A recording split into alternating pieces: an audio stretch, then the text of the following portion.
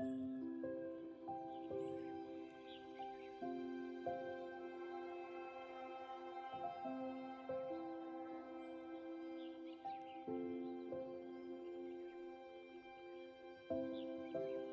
this video, we will guide you through the process of making a farm-generated pig feed.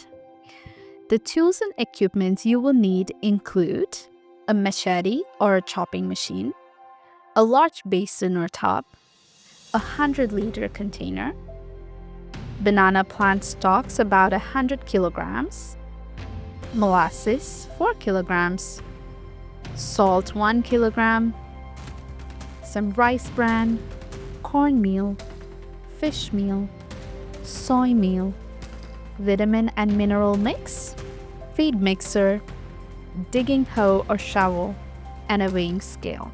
In the first segment, we will show you how to make banana plant silage. Chop banana plant stalks finely using a machete or chopping machine. Do not use stalks that have already flowered or gone to fruit. They do not have the same level of nutrients.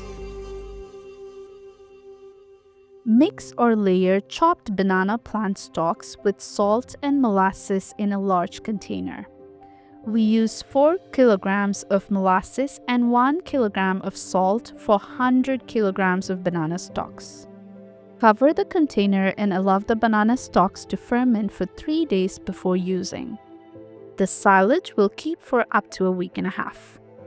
Next, we will talk about the dry feed components. Dry feed components can be mixed ahead of time and stored separately. Mix dry feed components in a mixer or by hand in a large tub or basin. Dry feed components can be replaced with other ingredients as needed as long as nutrient profiles are similar.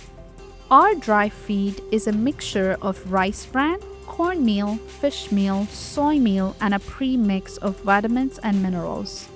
On the morning of feeding, mix an appropriate portion of banana stalk silage with dry feed components for the daily feed requirements.